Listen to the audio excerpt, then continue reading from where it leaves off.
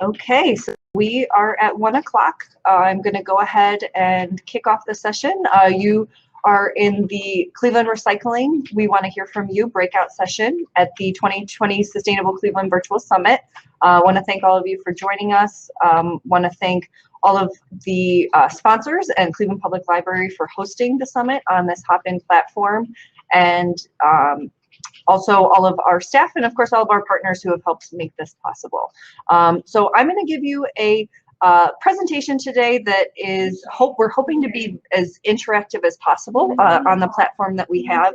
I'm going to go through a little bit of information on the Cleveland Recycling Program, sort of where it is at right now, how we got here, some of the things that we are looking, as we evolve our program, ways that we're going to update that, and then opportunities for you to provide some input and feedback as well. So a couple things that I want to point out, sort of some housekeeping items. Everyone will remain sort of muted and not sharing screens. We may have some opportunity at the end, if we have some time during the Q&A, to invite you to share your screens and ask some of those questions. But in the meantime, just kind of sit tight and enjoy the presentation. Additionally, you can make the screen larger by double clicking on the panel once I bring the slides up. That will help make you be able to see it a little bit better. And then you can do that as well. If you look at the top right corner, there's an arrow to minimize your chat. You can go ahead and click that. It will also make your screen larger. Finally, we are going to be utilizing some of the polling questions.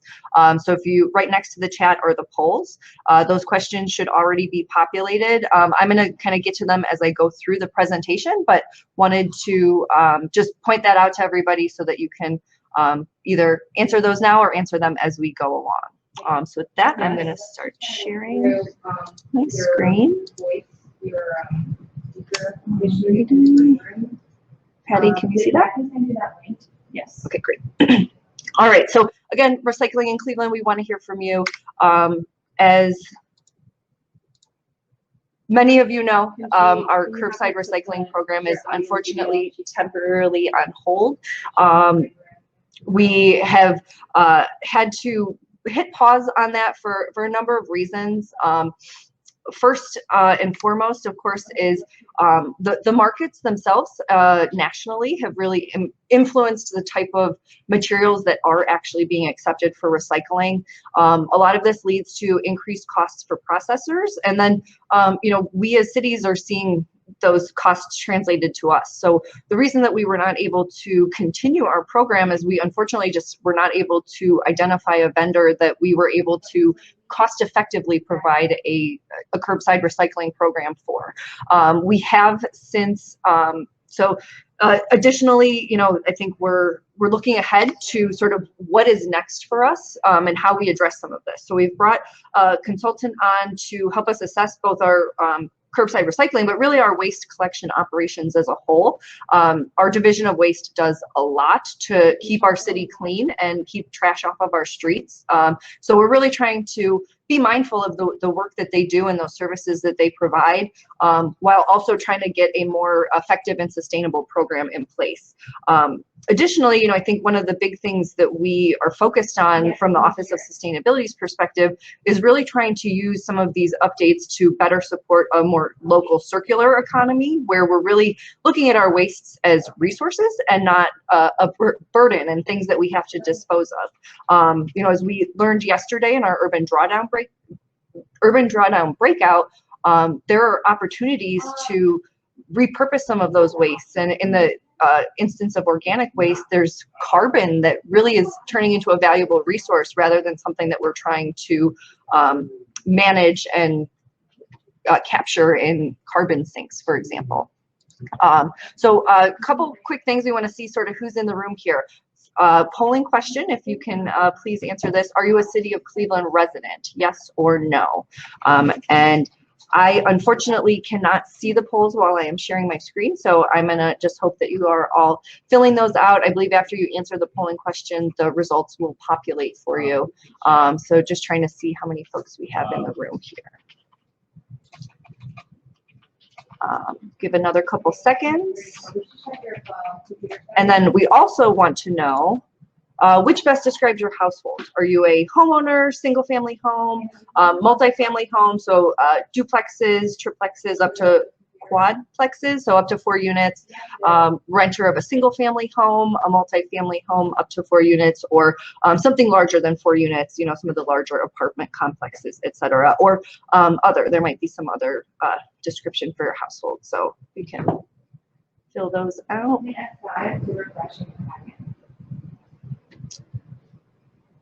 A couple more seconds, let some folks fill out the polls. All right, so moving on, I wanted to just highlight some interim recycling options that we do have in place while our curbside program is on hold. So the first one is reduce. I think one of the biggest pieces we want to focus on when it comes to waste is having less waste means there's less that you have to dispose of. So, you know, we'll also accept rethink. So rethinking the things that you use on a daily basis. So is that something that you choose a single-use plastic water bottle, or maybe your reusable water bottle to have some of those options? Refusing things. So especially, you know, like during a pandemic, for example, a lot more folks are getting takeout. A little step you can take is refusing to take the silverware if you're going to be just ultimately bringing it home. You can use your home silverware and utensils for that meal rather than generating more waste that you may not be using. And then finally, and this is something that, you know, through sustainability, we're really trying to emphasize is being responsible, and that sort of personal responsibility for the things that you're buying, using, and disposing. You know, I will say just personally, not having the curbside recycling program has really sort of put front and center the items that I use on a regular basis, and has made me sort of rethink what it is that I'm bringing into my house, and do I need that thing? Do I need that you know, salad that has that pre-bagged salad that has, you know, 4 different little packages in it, or can I buy sort of bulk salad and make my own? Those types of options. Additionally, you know, I think we are really focused on helping to highlight for folks what is and is not recyclable in your curbside bins. That's going to be a really big piece for us as we come out of the, or as we evolve our new curbside recycling program. And you know, we recognize that it's challenging for folks. You can't get away from the millions of types of packaging that we have, and not all of it is cut and dry in one item. So you may have something that it has both cardboard, metal, and plastic in one container, and unfortunately adds to the confusion of what is and is not recyclable. So just want to highlight the items that should be going in your curbside bin normally. So even if you are not a City of Cleveland resident, this is still applicable throughout Cuyahoga County, and our Cuyahoga County Solid Waste District has done a really awesome job of trying to streamline our messaging and communication. We recognize that this has changed. What is and is not accepted in recycling has changed a lot over the years, and it is a challenge to get that message out to, you know, we have 130 households that are serviced every year through the City of Cleveland's curbside collection program. You know, that it gets a lot to get that message out. So I'm going to stop sharing my screen for just a second, and we're going to do a little bit more of an interactive portion of the session. I have a couple items here that we're gonna do a little test of our audience to see if you know what is and is not recyclable in your curbside bin. So I'm gonna hold up some items, and feel free to type in the chat whether or not you think this item is recyclable. So we're gonna start with this guy. We have here some of that handy dandy plastic film insulation that comes with a lot of our packages. So things that we're getting from Amazon and Walmart. This helps keep those things safe, but I know I've seen lots and lots of these, and sometimes if I only have one small item, I may end up with a whole box full of this. So does this go in your curbside bin? Yes or no?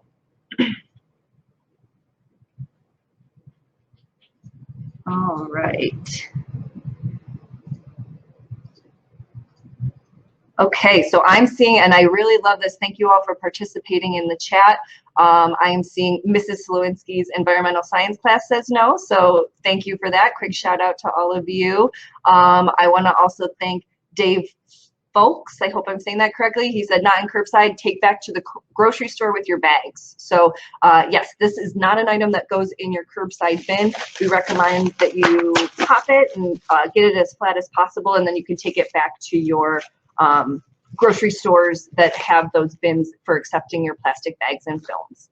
All right, so next up is this guy. We've got a plastic cup that you would get from any sort of restaurant or takeout. Does this go in your bin? Thank you, Jill. So TerraCycle will also take the plastic films that I had up earlier.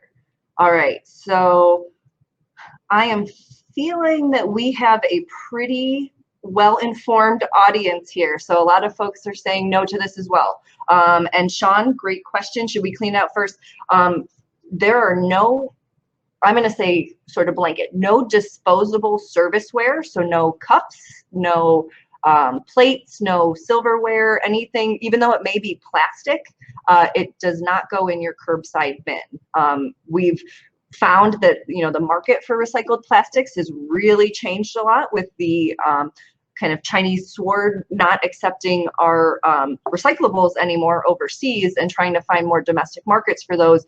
Unfortunately, the plastics industry is still, I think, kind of catching up on what they want in terms of recycled plastic. So only plastic tubs and jugs are, or I'm sorry, excuse me, only plastic bottles and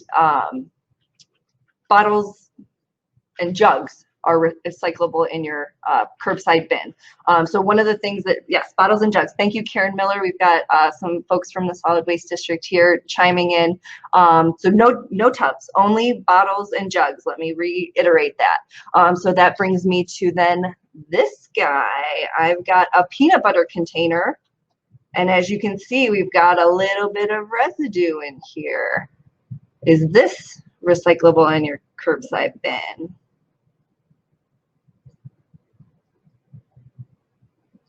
All right. Thank you all so much for your participation in the chat. This is really exciting. And you know, I think we've highlighted in some of the past breakouts that you know, we're missing some of that human interaction by doing a virtual summit, and it's really great to just see everyone participating and engaged on this. So yes, I'm going to go ahead and take Councilman Brancatelli's comment. This is only recyclable if your dog licks it clean, or if you don't have a dog, we recommend you try to clean it out as best as possible. I mean, this one's pretty good because you can see they tried to get as much of the peanut butter out as they could, but there is still some remnants in there. And if we can, you know, throw some water in it, give it a shake. We want to send, you know, I think that highlights wanting to send as much, Jill just said her dog likes helping with recycling. But we want to send as many clean streams to our MRFs, our material recovery facilities. Those are the folks that are actually taking our recyclables as possible. Because if we are not sending them those clean streams, the cost for them to continue to provide those recycling services goes up, and then that gets passed on to us. So our final item that we're going to go through here today is an old candle. So it's in a glass jar. The candle has been burnt down. Does this go in your curbside bin?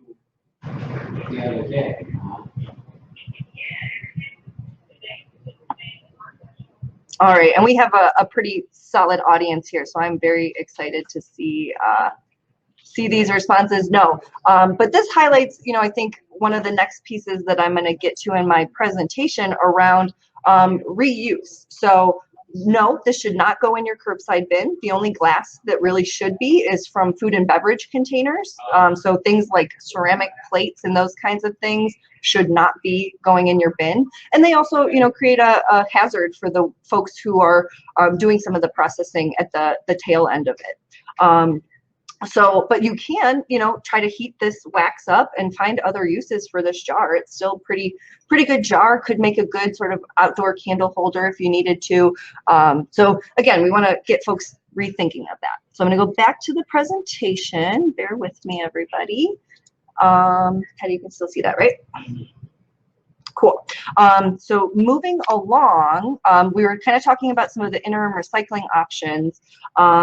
And, you know, I guess coming out of that activity we just did. So when your household is unsure of whether an item is recyclable or not, what do you do? Do you place the item in the trash? Do you place the item in your recycle bin? Maybe contact your county, city, or recycling collector to find out, or maybe something else. Maybe you hold on to it till you do determine that. Go ahead and answer those in the poll now. Give everybody a couple more seconds. You know, and I think before I move on from that point, you know, we're, as hard as it is for me to say this, we tend to go with the message of when in doubt, throw it out. So we're really trying to send as clean of streams as possible to our material recovery facilities. So you know, if you are not sure whether an item should go in your bin or not, it's better to leave it out than to risk, you know, potentially adding more contamination to those streams. On this slide here, I'm highlighting the 2 items that we do still have some recycling options for in Cleveland while we do work to update our curbside program. So there are metal, aluminum, and beverage cans. You can take those to various fire stations around the city, and then they're paper and cardboard drop-offs as well. So both of those are drop-off options, but they are still some recycling options if you have items at home that you want to make sure are getting recycled. Again, I had mentioned this as we were talking about going through the different items. So one of the other areas that we really are trying to push, and as we start to think about sort of circular economy as well, is really the reuse to reduce. So, you know, I think we've gotten as a society into a very comfortable position of just use an item of a very sort of throw out disposable society. So we use something, once we're done with it, we throw it away and then go buy a new thing. So I think we're trying to encourage a lot more refilling. So again, you know, bringing your reusable water bottle, getting that free water as opposed to paying for it. Also repair. I think we've found ourselves in sort of a, what's the cheapest thing that we can get? And then if it breaks, I'll just go buy a new one, as opposed to maybe considering fixing that thing so that you get more life out of it. And then repurposing, which we had highlighted as well. So additionally, just want to highlight a couple other recycling options available to residents here in the city of Cleveland. If you are not a city of Cleveland resident, you know, please check with your city or on the Cuyahoga County Solid Waste District site. They have so many great resources, really helpful "What do I do with" bar at the top of their site that will help you with any specific item that you may have. We do offer some other recycling outside of just curbside, so household hazardous waste, paper shredding, and electronic waste. And those items can be dropped off between 9 a.m. and 3 p.m. at Division of Waste facility at 5600 Carnegie. Additionally, they have some other drop-off options for medications at police departments, and then scrap tires are also collected during bulk collection, which, as a reminder to everyone, is everyone that lives in the city, it is the first full week of each month. Bulk collection is something that definitely adds operational challenges to our overall waste collection system. So we really are trying to drill this down, and, you know, as much as you can, please educate your neighbors on this as well. Because, you know, think about it, if you're a waste collector, which items would you rather be picking up? The one on the top or the one on the bottom? I do want to point out, you know, just a couple of things. Anything that is sort of cloth based, so mattresses, furniture, etc. This picture is not 100% accurate because we do have this chair that's not wrapped up, but they need to be wrapped in plastic. A lot of that is for both the safety of our crews picking them up. We have, you know, there's no secret that we do have some bed bug issues in the city, and we don't want to, you know, risk exposing our laborers to those, as well as, you know, just keeping some of that stuff protected. So if you have a piece of cloth furniture sitting out and it rains, it's going to get heavy and really challenging to move, as opposed to if it's wrapped in plastic, it can be very easily lifted up and moved along. So moving along, I mentioned briefly the Urban Drawdown Initiative. We had a really great breakout yesterday on this, and for me, it's a it really kind of ties in why I got into sustainability. I see it as a lot of kind of working with nature to manage a lot of our climate action / carbon issues, as well as some of our waste issues. The idea being that we want to sort of recapture our organic wastes, break those down into usable composts and soils, and then that's going to have so much more kind of valuable carbon that's going to support additional growth of any kind of plant life, trees, etc. So this is, we're just getting involved with this through the Urban Sustainability Directors Network, and we're working closely with the folks at Riddle and Rust Belt Riders to understand sort of how we can continue to scale up our organic diversion here in Cleveland to better support some of this, not only our waste reduction goals, but also our climate action goals.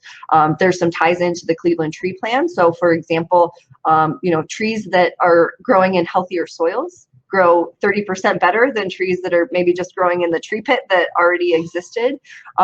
So, let's find ways that we can, as we are bringing trees down, we've got, an aging tree stock here in Cleveland.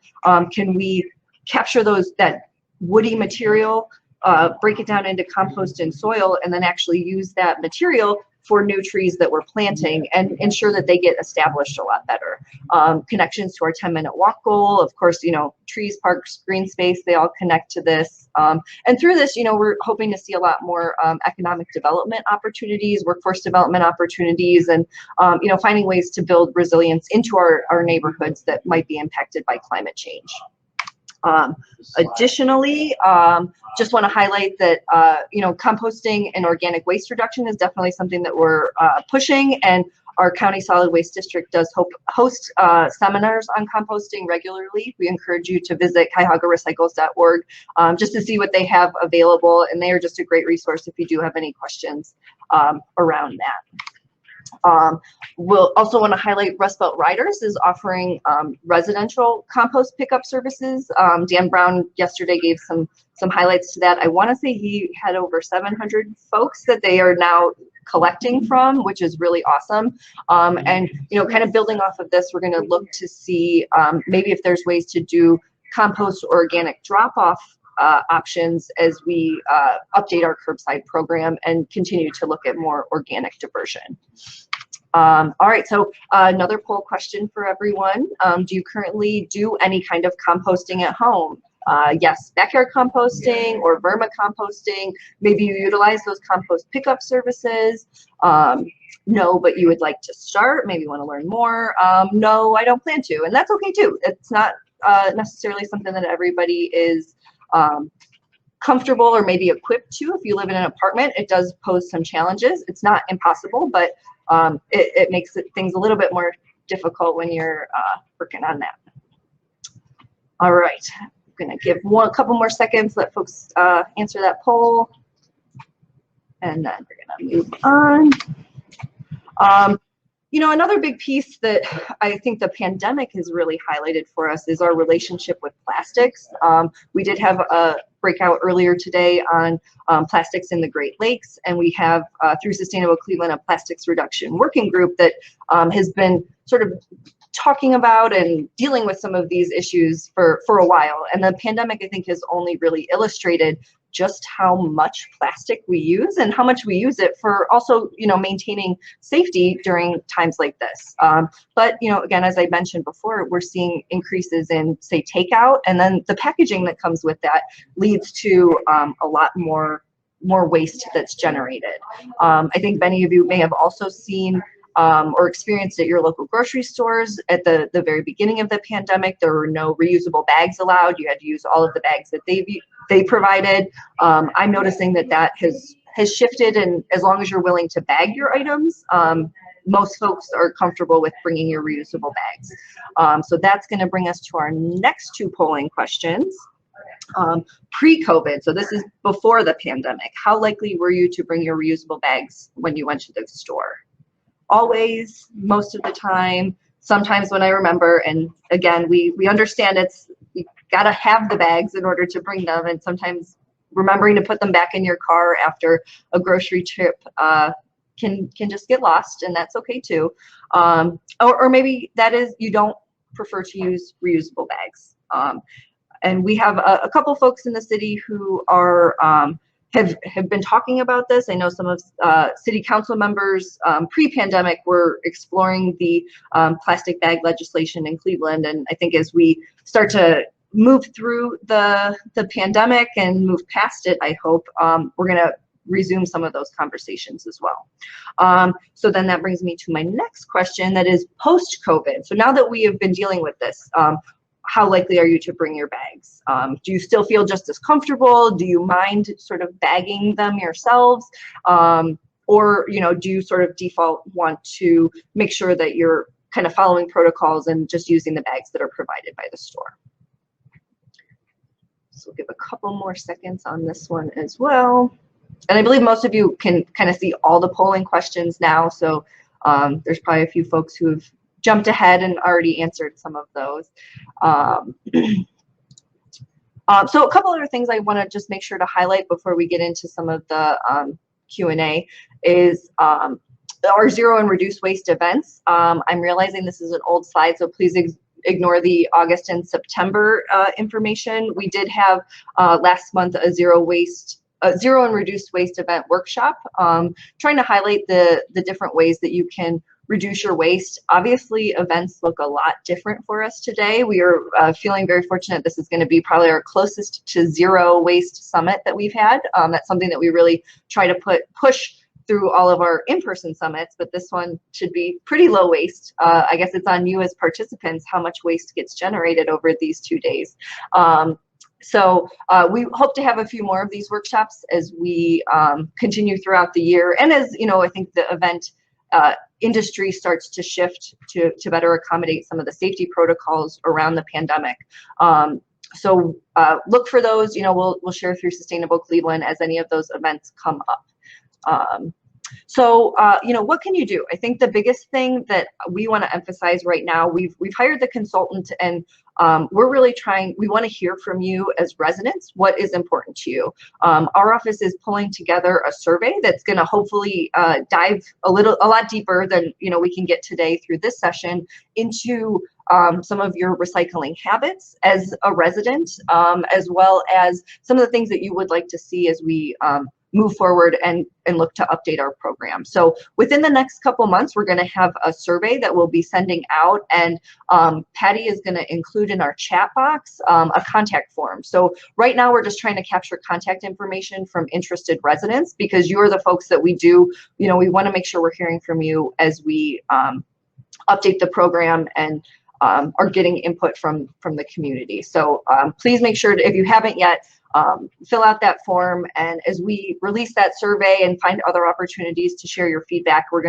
you are gonna be the first folks that we sort of touch base with so that you can provide that feedback.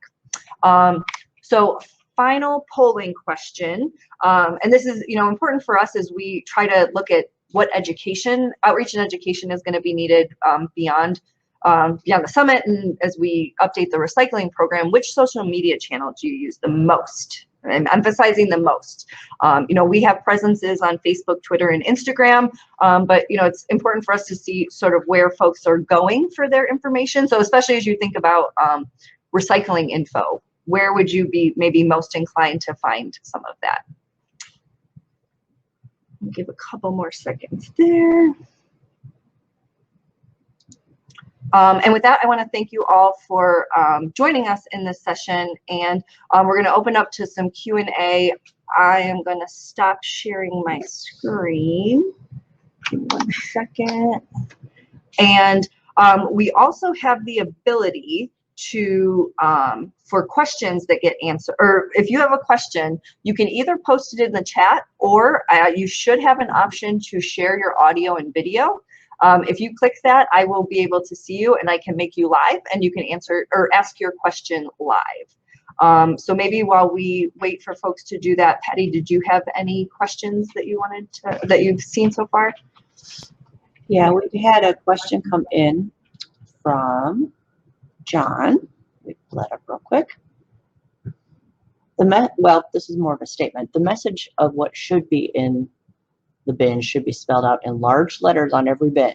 This is the one thing that will change the quality of the recycling in the bin. Now, before you answer that, Kristin, let me just jump in. As someone who worked for one of our local park systems and tried to engage people in proper recycling, even with the graphics on the bin and then me printing out extra graphics and posting it above the bin, it was still very frustrating how much trash I was pulling out of the recycling bin. Are there better ways to get that message across? I would say, oh, good, if you want to mute yours.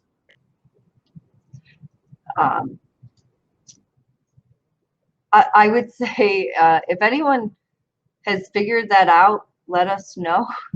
I too have been in a similar boat. You know, I've been with the office for 10 years, and recycling has been, you know, a passion of mine, and not just recycling. Waste reduction is really a big piece of that as well. You know, I think some of it's kind of up to you as an individual. If you care about this, you're going to look at that bin. You're going to make those decisions of what you want to put in the bin and what you don't. And we're going to have to, I think, get creative sort of outside of the recycling system. You know, I'm seeing that a lot of manufacturers and just, you know, bigger companies that are producing things have started to make commitments to 100% recyclable packaging. Some communities and I think even maybe at certain state levels are looking at, can we actually mandate that all products have, you know, 100% recyclable packaging? We're still a ways away from there, and I think that those are the steps that are going to get us to where you know, it doesn't necessarily matter what it says on the bin, because the items themselves are by default already recyclable. So I think we still have a ways to go, but we have seen in other cities that stickering like that and, you know, trying to have as big, bold messaging is really helpful. One of the challenges we face is sometimes that the materials themselves that are accepted can change. So if all of a sudden there's a big market shift and they don't want glass, you know, if we've stickered all 130,000 bins, it's hard for us to go back and say, nope, not glass, we're going to take that one out, knowing that maybe glass could come back in the future. So we are somewhat at the mercy of those recycling markets. Okay, so Lee wants to know if plastic containers are recyclable as long as they're clean. My answer to that is yes. As long as, well, not all plastic containers. So we have to be very clear. It is plastic bottles and jugs only. That is the message that the Cuyahoga County Solid Waste District has been really pushing, and I want to continue to emphasize here. So one of the sort of rules of thumb, I'm going to bring back my peanut butter jar, that they had shared with me is, does your container come up at the top and have some kind of a lid? That is really, I think, one of the biggest things. So if you think about, say, hold that thought, plastic water bottle, for example, same idea. It kind of tapers at the top and then has a lid. I'm just seeing, I'm jumping around a little bit, but I'm just seeing from Jill a great reminder to put your reusable bags when you go to the grocery store with your mask, because you're going to need both when you go there. So that's a really great idea. Julia asks if tetra packs are recyclable.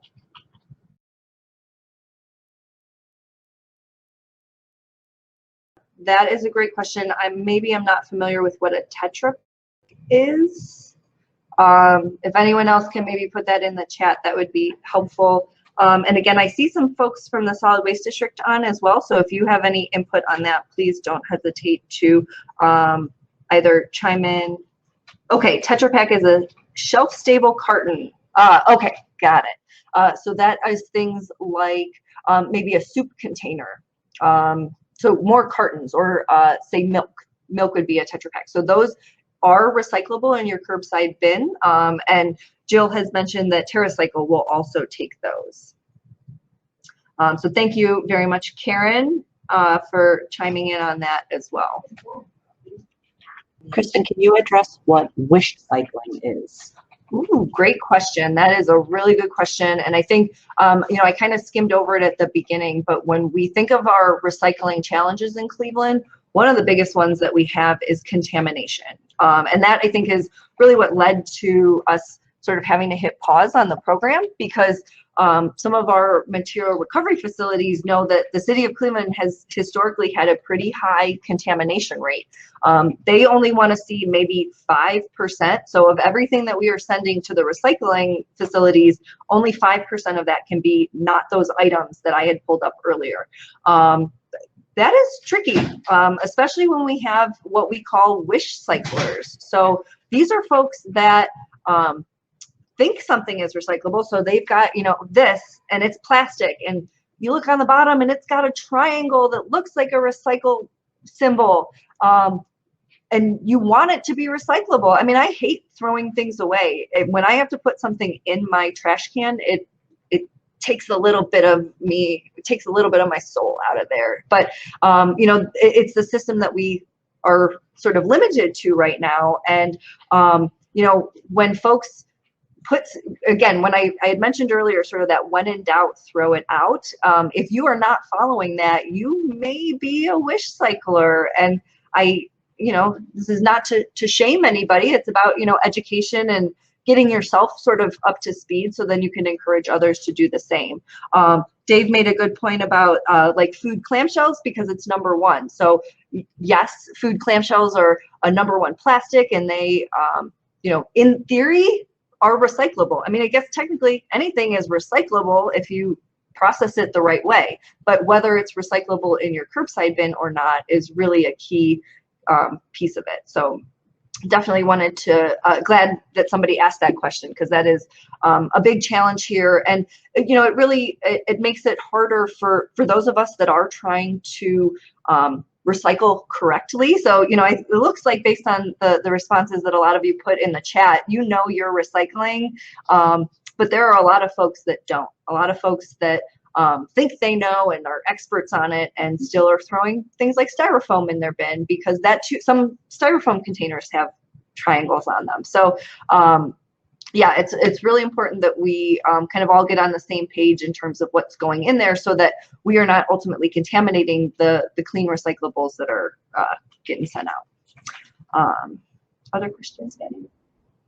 This wasn't a question, it was more of a statement, but I think it's important that we address this.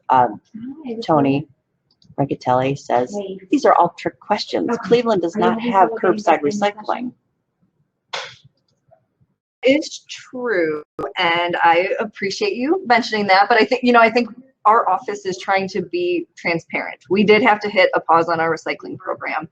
That was tough for us, especially from sustainability perspective. I think getting the curbside recycling program off the ground was probably one of our very first projects as an office, and then to have to hit pause on it was a very tough decision for us, for sure. But I think some of it, I'm trying to look at this as an opportunity.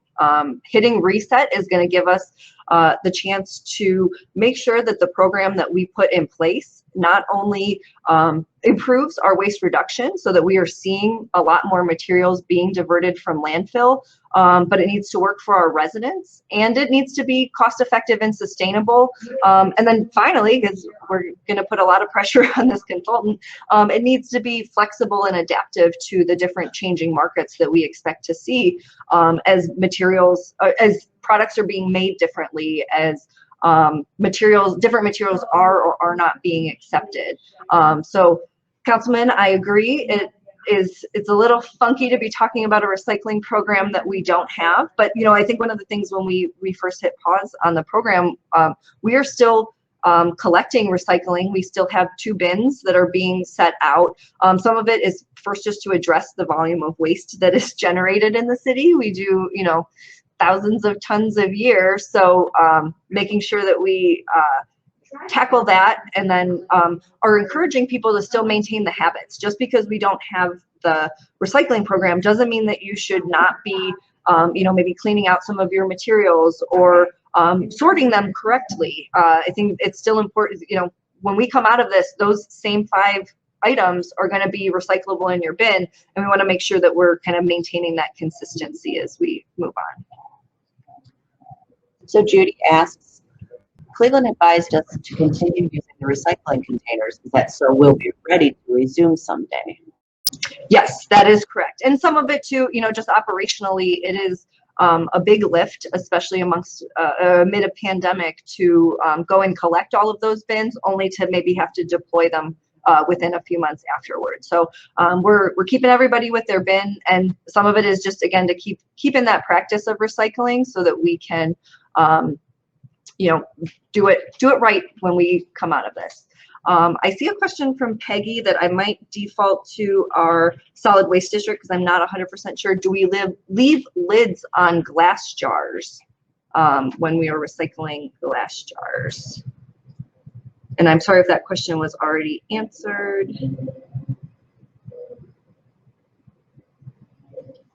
While we're waiting, let's address Leslie's question. Do you take your presentation to schools virtually now? I think getting kids involved, or at least educating them, is key. Our office has not, but I think that is definitely something that we are happy to do. I will, again, give a shout out to our solid waste district. They have an outreach and education specialist, Karen Miller, and I'm sorry, Karen, if I'm butchering your title, but I know she does a lot of that outreach with schools and our youth to get that message going. We have had some conversations with CMSD about getting some recycling programs set up within their school systems as well, so that the students themselves are experiencing it and ultimately kind of bringing that message home to their parents as well. Obviously, we're in a little different environment these days, but that's still something that we're happy to continue that conversation as well. And I see a response from both Karen and Christy. Thank you. Yes, lids on for glass jars. Next question is from Anne, who moderated the great Vision Zero session this morning. She asks, I would love to see stores that offer plastic-free refills and bulk foods. I've seen this in other cities, but not here. Is there a way we can incentivize and bring those stores to the city? Hi, Anne. That is a really good question. I think that's something that, as we think of getting to a more circular economy where we are designing items with sort of reuse or recycling or their end life in mind, and then ultimately, getting those into the hands of consumers and then empowering those consumers to reuse them or in some way repurpose them or recycle them correctly. Those types of stores are really the way that we want to get to, or where we would like to go. We're looking at different circular economy sort of options, and as we come out of the summit, I'm hopeful we'll have a few announcements that we can make. I don't have anything that's sort of just public yet around some of our efforts to support a more local circular economy here in Cleveland, because there's a lot of benefits to kind of making things, using things, and repurposing things within your sort of region, not necessarily just a city. It's sort of a more regional effort to support a good economy. Stephanie would like to know, do all Cleveland fire stations offer metal can recycling? Great question, Stephanie. They not all do. There is a list on the solid waste district site under the City of Cleveland tab of all of the fire stations that do currently accept the aluminum cans. Again, going back to what we talked about before, make sure those are emptied and rinsed out. We really empty and dry, I think, are the two biggest things when it comes to cans. And we've had some conversations with ACBC, aluminum cans for burn children. They are the ones that actually collect those cans from the fire stations to try to get more drop-off locations throughout the city if we can.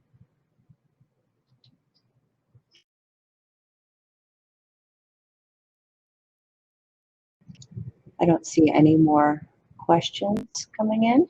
Okay. Let's see. Hold on one second.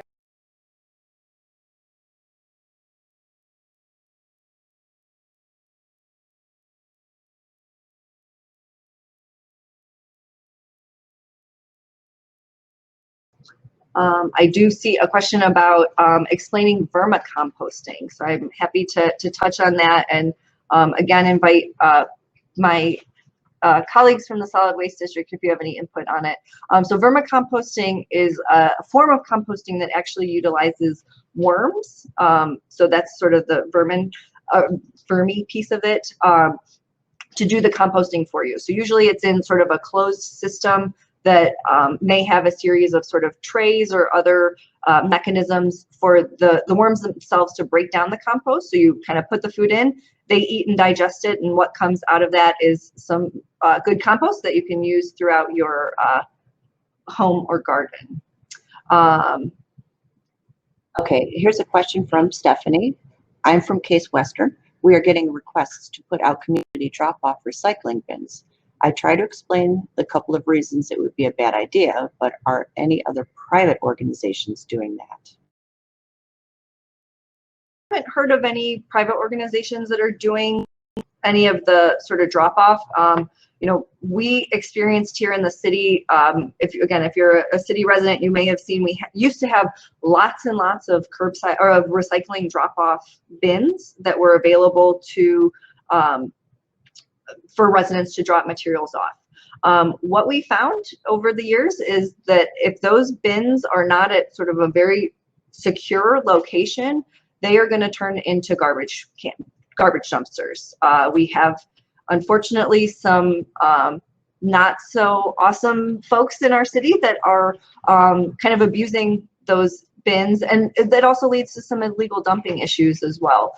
So just, you know, in conversations with our division of waste, some of the things that they have seen at those drop-off bins are TVs, mattresses. Somebody once dropped off a boat next to one. I'm not kidding. And the challenge is that ultimately is something that our division of waste is responsible for picking up. You know, we have the charge of making sure our streets are clean and free of trash. And, you know, when folks are throwing stuff wherever they want, it becomes a real burden for those divisions to keep up with it. I see that there was a question from Councilman Brancatelli about the 2 trucks. I'm gonna sort of defer to our division of waste to maybe help answer that in future follow-ups, but it's my understanding that, you know, just the volume of waste that we are generating, we would still have to run multiple routes or double our routes anyway to collect what is going in those bins. So what would otherwise be going in your blue recycling bin would then be moved to your trash bin, but we would still have to be running those routes just as much because the trucks will fill up quicker and they'll be making additional trips to unload and come back. So Andrea wants to know how far in the future would you estimate composting pickup is? 2 years, 5, 10, or longer? That is a great question. You know, I think we are trying to emphasize some organic waste collections as part of our curbside and providing those options to folks as part of our curbside updates. So I'm hopeful that I'd say between 2 and 5 years, if I had to guess. You know, I think that's something I've been with the city for a very long time, and even since my first year, you know, folks have been interested in wanting to have curbside collection. Some of it, you know, I think we need, given the challenges we've seen with some of our contamination issues, we need to get our residents really comfortable with a solid and efficient curbside collection program. And I think as soon as that's in place, we can very easily start to bring on other other recycling options, including compost. I think in the more interim future, we are hopeful to, at a minimum, try to set up some drop-off locations for compost or for, you know, food waste and other organic materials. So stay tuned. I think it's something, you know, especially if we can start to really jumpstart some of these circular economy conversations, as well as pairing it with some of the organic diversion through the Urban Drawdown Initiative. We're going to see that ramp up hopefully a lot quicker than, say, 5 years. So stay tuned on that. All right, Karen Miller actually addressed this one, but where can you recycle batteries these days? Home Depot and Staples only accept rechargeable batteries, not disposable. What are our options?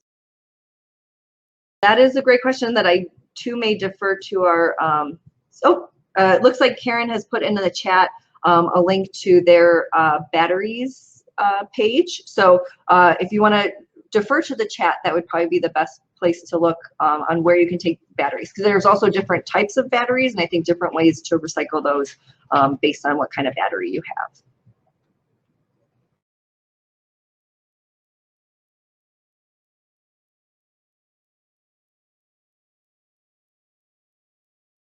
Judy makes an excellent point here. My like-minded neighbors contribute to my compost bin. So yeah, if you don't generate a whole lot of waste, it could be something that your neighborhood could collectively contribute to. Danny asks, so if I put recycling in my blue bin, where does it go? The landfill, or will you store it for an undetermined amount of time? That's a good question, Danny. And unfortunately, right now, materials are going to the landfill. So, you know, I can tell you myself personally, I have been really limiting what I put in my blue bin, if anything, at least right now, to try to just minimize the amount of waste that I know is kind of going out there. So again, you know, I want to highlight the interim recycling options that we do have available. So cardboard and paper drop off are available throughout the city. You'll see them at schools, churches, nonprofit organizations. And right now, you know, there is a really strong market for paper and cardboard. I think a lot of it with all the home deliveries we are seeing, that paper and cardboard packaging is continuing to increase. So trying to recycle as much of that as possible. And then there's an added benefit for those organizations that are hosting one of those drop-offs. They are able to actually get some money back from what is collected there. Additionally, the aluminum cans can be dropped off at either at some of the fire stations, and you can find that list on the Solid Waste District site, or metal scrappers are also taking those. If you do take your material to a scrapper, one, wouldn't expect to get tons and tons of money, but they also may ask for your ID, because they do have certain regulations that they need to follow based on the materials that are coming into them. Who wants to know about extension cords and other small broken electronics? Yes. Again, I will reference the Solid Waste District site. They have a lot of great resources for that, but we do have some local organizations like RET3 that will do a lot of that recycling, electronic recycling as well. And someone had noted that Goodwill may take some of those items as well. If they're broken, you can. I would maybe not send those to Goodwill. And I don't know if they are still doing it during the pandemic, but the Solid Waste District also was offering some small appliance drop-off at their facility as well.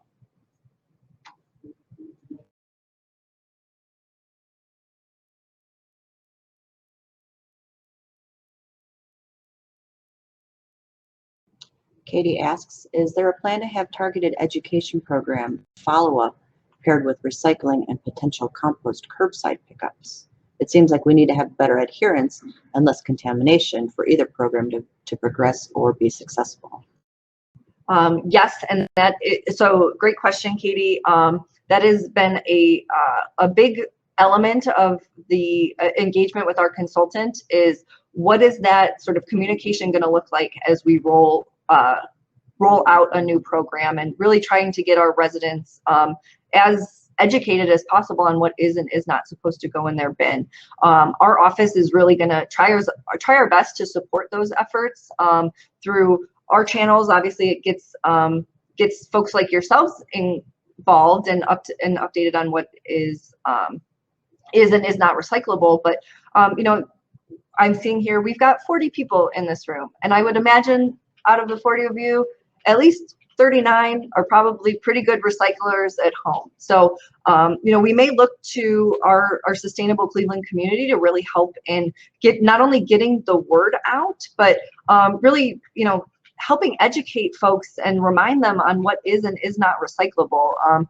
We can only do so much, and it takes so many touch points for folks to really start to change their behavior. It is going to be a pretty large community-wide effort to push any of the new messaging out. So we definitely are building that into our program rollouts. We're going to do as much outreach and education as we can, as much as we're able, hopefully having some meetings actually out in the community, maybe in person. I really hope we can do some of that, because there is value in just sort of being in person with one another and talking about some of these recycling challenges. So again, we encourage you to please stay connected with us as we go through some of this, because also as we roll out some of these programs, the folks that we have on our contact list are going to be some of the first ones that we ask to help spread the message and share this within the community. All right, Kristin, we got 5 minutes left. Do you have any calls to action, closing remarks, cheerleading sessions? Thank you, Patty. I guess, again, I want to thank you all for joining. I was just seeing the names on the chat. A lot of you are very familiar with these issues and are no stranger to some of the recycling challenges that we've faced here in the city of Cleveland. But, I have to stay hopeful that if through this reset of our curbside program, we are going to better position ourselves to have a much more successful and sustainable program moving forward that will allow us to scale up and bring in other waste reduction efforts. So that we can really, hit our waste reduction goals and contribute to the overall sustainability goals of the city. Karen just chimed in at the last second here, but I want to give that a plug as well. You can also get yourself trained as a recycling ambassador. I think this is maybe formerly the Master Recycler program, or I'm not sure if Master Recyclers is still happening, but that is a great way to make yourself very aware of what does and does not go into your bin, because it's complicated. We've spent an hour here discussing, okay, great. We've spent an hour discussing recycling challenges and had so many questions about what does and does not go into your bin. It doesn't hurt to sort of get yourself educated so you can better help pass that message along in the community. So again, I just want to thank everybody for joining us today. Again, this has been our Recycling in Cleveland. We want to hear from you breakout. Really appreciate everybody's comments, engagement through the chat and the polls. This has been, I think, probably my most interactive breakout so far, so I really appreciate that. Encourage you to join us the rest of the day. We've got a few more breakouts that are really gonna, I think, hopefully round out the rest of the summit. And again, encourage you to please fill out that contact form and stay connected with us as we continue to update our programs. So have a great rest of your day, everyone, and thank you for joining us.